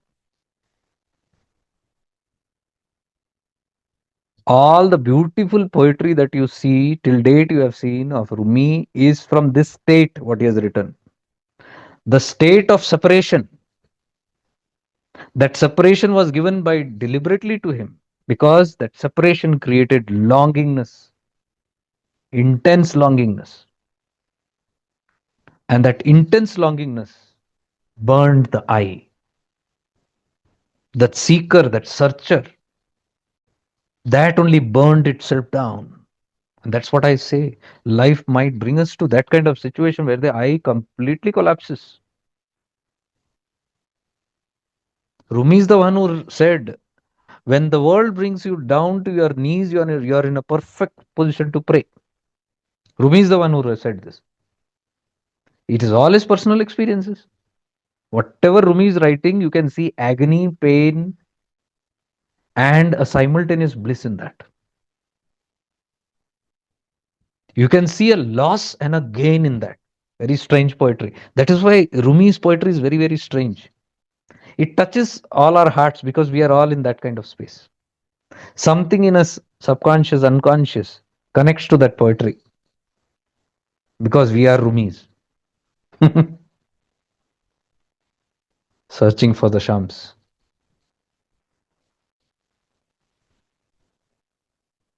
And this whole idea of taking today's this satsang came from that post which I had put on Facebook. I don't know if you had seen that, in which I just mentioned that this is Shams is the guru of Rumi. Then I said, yeah, I think we can talk so much about this beautiful. Here he says, Shams says, Maulana Shams, a real teacher breaks your idol of yourself. A false one builds another idol in his own image. So Shams, when Shams has written this, so he has done that work only, isn't it? He has broken the idol of Rumi, but he never built his idol in front of him, where he sit worshipping him. He started worshipping himself because he understood he himself is that Chaitanya. आपको देहो आपको बजो आपके भीतर आपके राम आप होके रहते हैं. Whatever you are worshipping in that stone or outside is right within here. For that, you can see the love of Mirabai, you can see the love of Malaleshwari, you can see the love of Tukaram. You can see all these people love madly, divine, ecstasy filled people, searching madly for their Krishna, for their Rama, for their Shiva. You can see the mad love of Parvati searching for the Shiva until she gets the Gautama Rishi and understands what is the Shiva. When she understands that Shiva is within her, that's the marriage. Stories will tell Shiva came from heaven and they got married. That is to fool you because you are very interested in all that love stories. And that is why people get stuck and keep fantasizing that Shiva and Parvati has some outside story. You see today's images everywhere. You see Radha and Krishna how they are sitting, Shiva and Parvati how they are sitting, like some romantic couple sitting in some park. Foolish people. That is the outside vasana. They are connecting to their God. That is not Shiva Tattva. Shiva Tattva is right within you. You, the Parvati, are the ego. You are the Rumi. Shams is sitting within you. Shams has descended from outside as divine love in you. When that divine love blossoms, you find it right where it is. So when the Shiva Tattva blossoms in you, Parvati has found Shiva inside. Is that so confusing? When Meera found When Meera lost herself, when the Meera died, she found Sham in herself.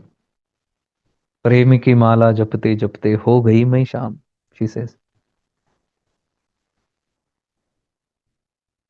प्रेम के रंग में ऐसी डूबी बन गया एक ही रूप, प्रेम की माला जपते जपते हो गई मैं शाम.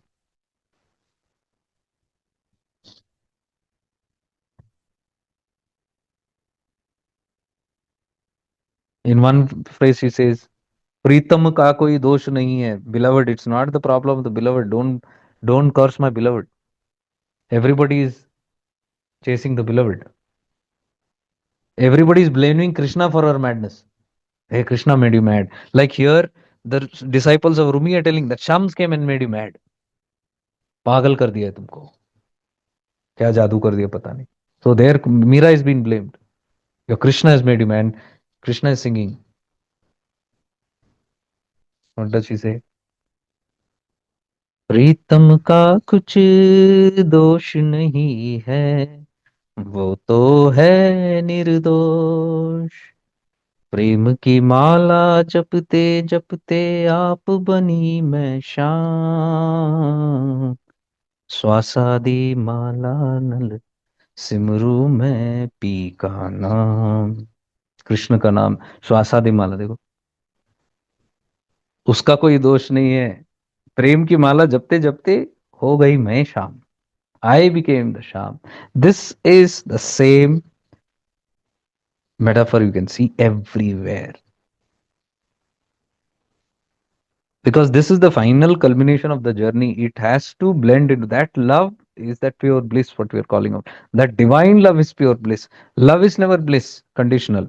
वो आता जाता है, फड़फड़ाते रहता है वो. आज खुश कल दुखी, आज खुश कल दुखी.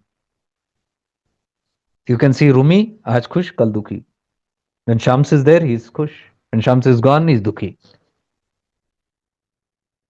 So that fluctuation should happen till the real blossom realization happens. And the moment real realization happens, then there is no more bleeding for the beloved in the outside world. तब गुरु को और शिष्य को अलग कर ही नहीं सकते, और शिष्य को कभी गम नहीं होता गुरु को खोने का. The disciple can never feel sadness of losing the guru. How can he be sad when he experiences it right where it is? The fools think the bodies are separate. This is a secret only between the guru and the disciple. Rest all fools are playing foolish games. Shams knows it, Rumi knows it. That's it. बाकी फर्क नहीं पड़ता लोगों को, क्या फर्क पड़ रहा है. So you can see this separation and love in Rumi's poem. Chaitanya Mahaprabhu का देखो. The love that he had. He danced on the streets like mad. Chaitanya Mahaprabhu. Krishna's. Hari Nam. The whole movement began from there, भक्ति movement. He dancing. आज वो dance करते करते वो stage पे आके सेलिब्रिटीज आके पता नहीं क्या क्या कर दी. It has gone somewhere else only. But Chaitanya Mahaprabhu, that is the bhakti movement. That is how it started, and it has ended today in something else. When Chaitanya Mahaprabhu danced, he is dancing for a god, and everybody is connecting to that god. Nobody is connecting, worshipping him there. Of course, he is worth worshipping. But he was emphasizing on God. That's how he danced. Chaitanya Mahaprabhu also, see, he also vanished. उनका भी समाधि नहीं है. Where did he vanish? In Jagannath Puri, Orissa. I was there once in Vrindavan, Mathura. Vrindavan में है ना वो garden, Nidhivan. Nidhivan is a powerful place. So I was once there, and then there somebody told me that Chaitanya Mahaprabhu was here dancing, he vanished here in that Nidhivan, and then he appeared in Jagannath Puri. And there, dancing, he went into that Jagannath Puri shrine, Gayab, disappeared into that. That's his Mahasamadhi. See, look at all these people. Gayab hone wale log, dekho. Shams also Gayab. without a trace. So people are sitting murder murder इनको इतना ही सोचता है आदमी गायब हो गया तो क्या होता है police record absconding missing right but they are beyond all these things. So Shams played his role in this, and that is when Rumi became crazy in love. His one hand went up, the other hand went down, and he circled. The Sufi dance, the one hand that connects to the Supreme, and the other that grounds down. In between, the play, the dance of Nataraja. हम बोलेंगे तौबा तौबा नटराजा अलग है वो हिंदू है ये इनका सूफी डांस है मिक्स मत करो पागल बेवकूफ लोग dance means that only. That's the rhythm. Real rhythm of the whole Brahmanda of the universe is that dance, rhythmic dance. It is not the rhythm of your Besura, you know, bodily performances. मजाक बना रखा है. That mad love, that is the dance. In ecstasy. So Sufism, you can see that dance, mad dance. Rumi used to whirl and whirl and whirl and whirl and whirl. You can see they don't get tired because it's not the ego that's doing it. A certain balance comes whirling. They are in rhythm of the universe. They are whirling.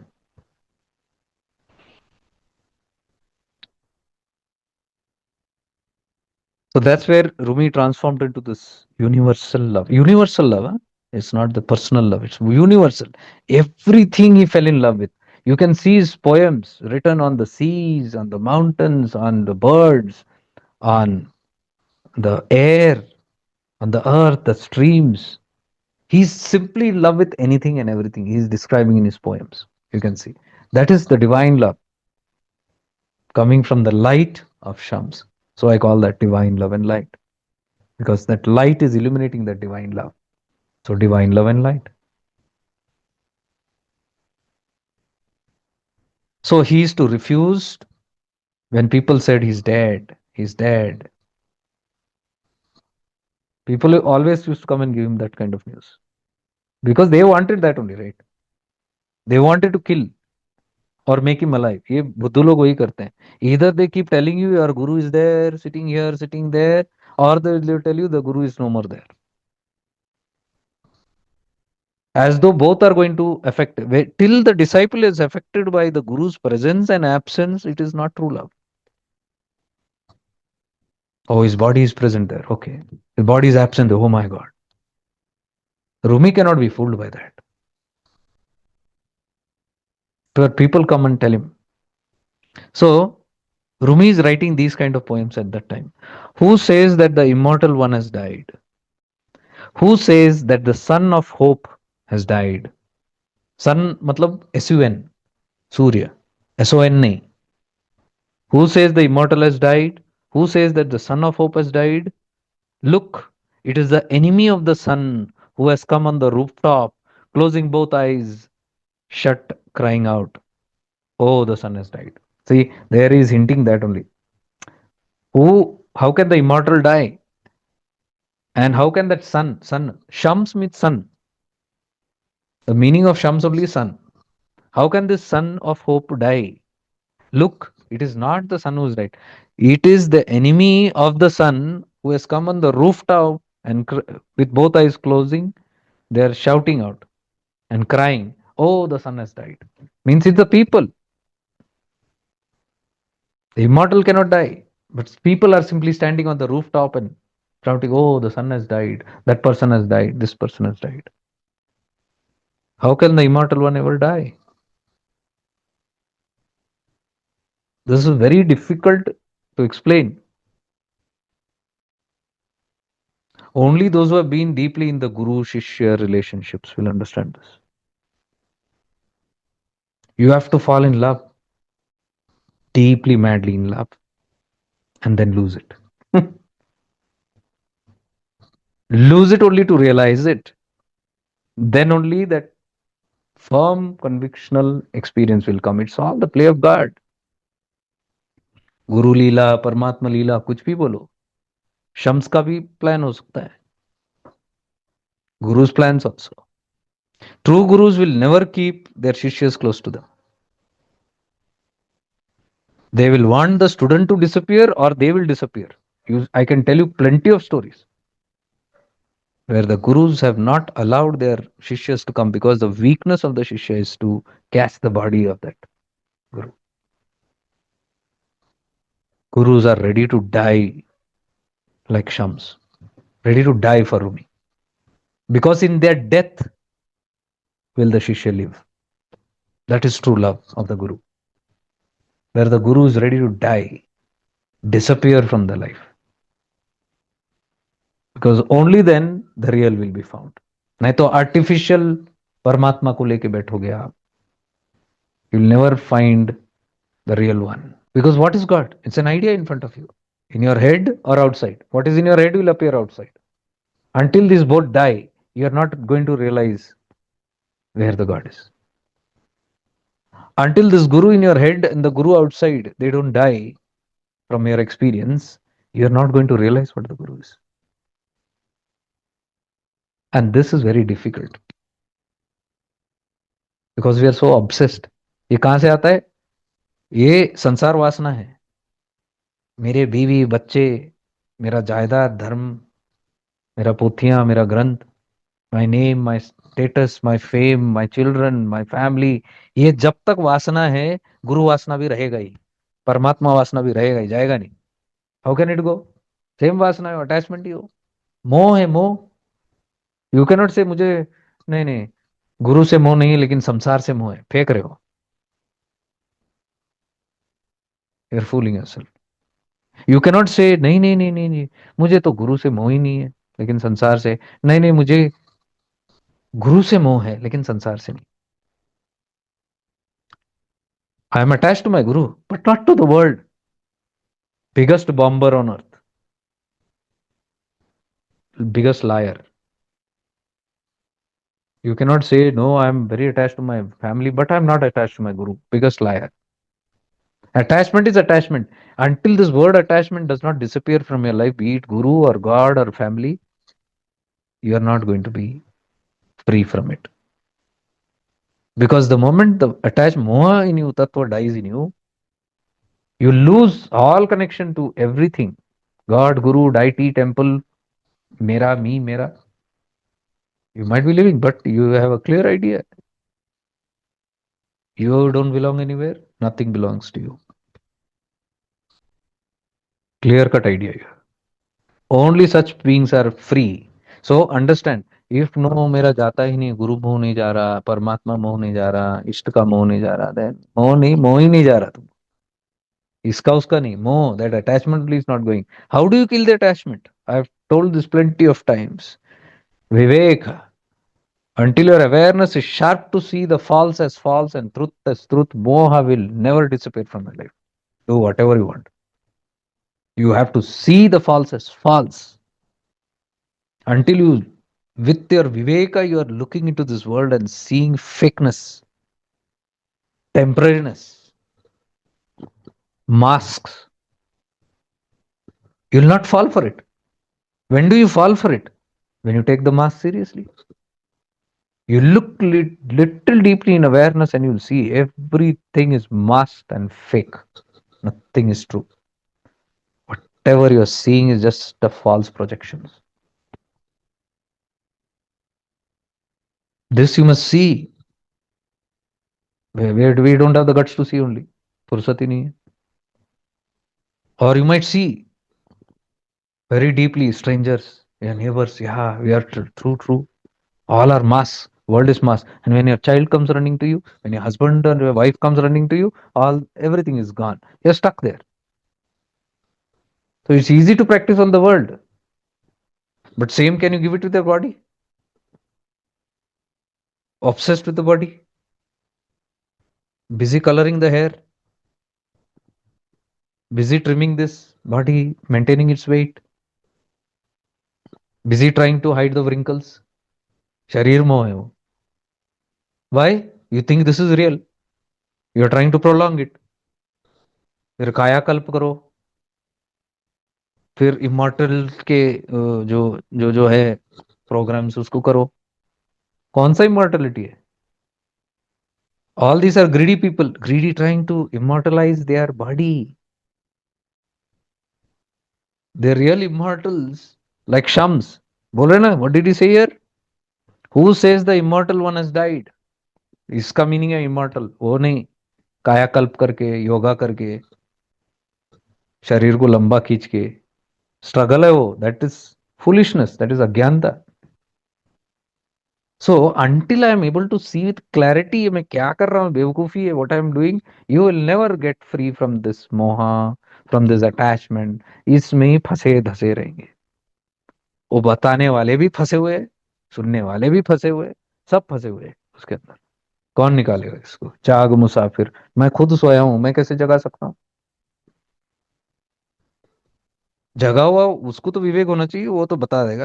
That person will tell everybody clearly, eh look, this is not the meaning of all this things, this is the true meaning. Don't get stuck with. नहीं, मैं खुद ही stuck हूं, मुझे शरीर वासना है, तो मैं सबको भी शरीर वासना दे देता हूं. And I call it divine projects. So until the manda buddhi is awakened. और who follows this? Who are these followers? Followers are ये बंद है. मुझे कुछ नहीं आता, तुम बताओ हे प्रभु. जो आज्ञा, जो बताओगे आज्ञा. ये सिर्फ दो आंखें खुली है, ओनली टू आईज, ये बाहर का दुनिया देखने के लिए. ये तीसरा आंख जो असली देखने का, ये बंद. यहाँ पे सलो टेप बांध रखा है सब ऐसा. जो आज्ञा, ये बोला वो बोला, ऐसा ही होता है. This is right, okay, as you say. And I am trying to awaken this. अरे ये खोलो मंदबुद्धि, ये खोल के देखो, इससे देखो, सी फ्रॉम हियर. बट ये भी चालू रखो, जो बोल रहे हैं, जो सुन रहे हैं, जो देख रहे हैं, with that, along with that, ये अंतर का भी दृष्टि देखो. अंतर उन्मुखी होके देखो. योर इंट्यूशन, योर विवेक से देखो. Whatever you're seeing, whatever you're hearing, ये कुछ है या मंद बुद्धि जैसे हम उसी को बिलीव करते रहेंगे. नो क्वेश्चन आस्क्ड, फंसे रहोगे, मुक्ति नहीं है इसके अंदर से. So this was there in Rumi. You can see Rumi was stuck in this. He was thinking that I am the boss here. It is my knowledge. I'm going with silk clothes and pride and all those things. And Shams came why in his life? To give him Gyan, to give him the real wisdom. That is the Guru Tattva. So Guru Tattva has, whenever Guru Tattva comes into your life, how to see if it is successful, you will become clear, you will become free. Then the Guru has done his work. I bow down to all my Gurus. They have done their work excellently. But the Guru is helpless until you don't cooperate with it. Because Guru keeps on telling so many times. Where शिष्य भी सुनना चाहिए ना. शिष्य भी जिद्दी.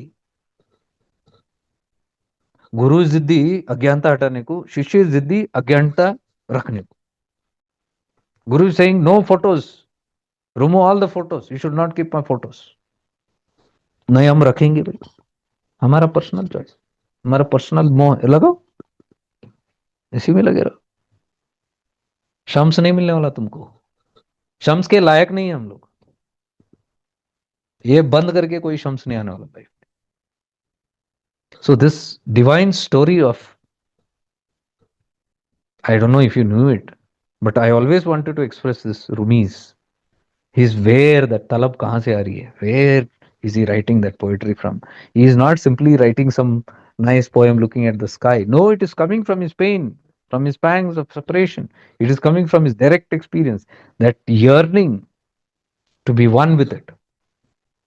It's coming from his ignorance and wisdom together. Okay, 5 minutes more.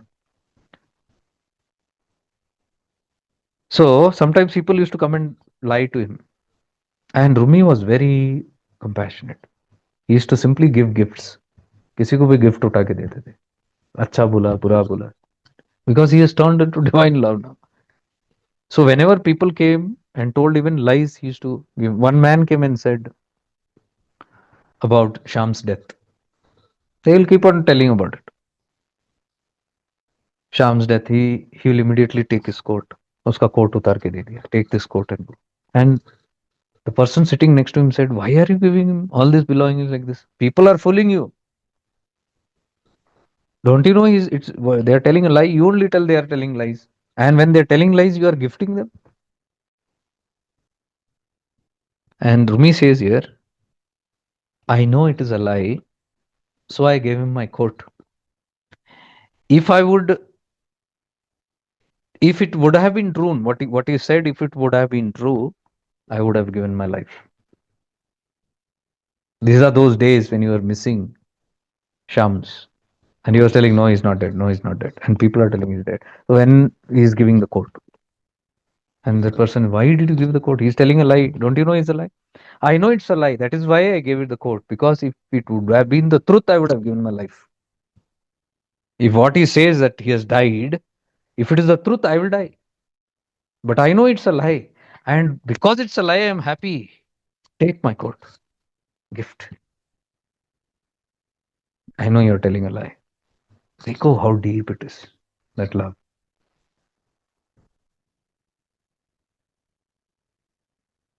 So I would say you can take these kind of documents and sit, because that will open something from inside. You might cry, you might feel sensitive, you might feel emotional. Let it happen, because that's the grace of Shams and Rumi. What happens to them must happen to us also. For that, we must move from the mind to the heart. Mind where के नहीं होता है सब. You have to become very sensitive, emotional to these things. You must look at these documents in a very different flavor, with a very divine touch, the emotional touch, and then things will happen.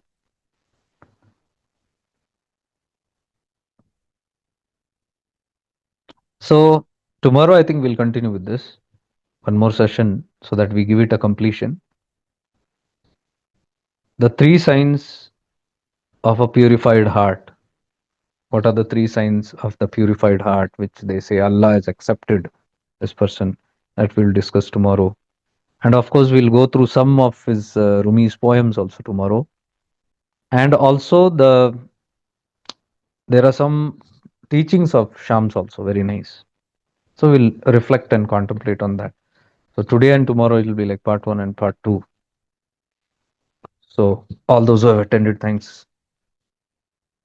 See, when we are in the same kind of energy, it gives me the freedom to express it properly. But when I'm disturbed, it doesn't happen. That is why I wanted some elements not to be disturbing here. I do not want anybody to disturb me. Sometimes I off people's cameras because I'm not here to look and see what's happening in the cameras. I'm not interested. I don't want to be distracted. I want to just be flowing spontaneously in whatever work I'm doing. So thank you for supporting that. Thank you for understanding that we are here for higher causes. We are not here for personal agendas. Thank you for understanding that. So tomorrow we'll continue. I loved today's session. Send me your feedbacks also. How did you like it? These are my kind of topics. I love these kind of topics of the heart. Let's become aware. Let's remember Rumi and Shams today, tonight. They are there. While I was writing these notes, also I could feel this presence. Because these are immortals. Just because we have not heard of them, we should not feel that they are not there. सिर्फ हमारे ascended masters उतने ही जो हमारे saint साधु संत है वही है. नहीं, these are all beings that are there. And very ironically, you see, Kabir, Laleshwari, now Shams and Rumi, whom we are talking, they are all like Muslim Sufis, what we are talking about. देखो, Sufism is powerful, very, very powerful. Laleshwari also was a Sufi saint.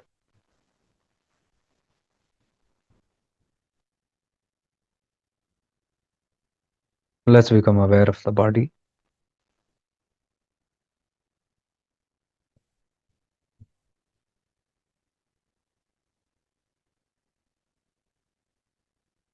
Take your attention towards your heart, to the heart space,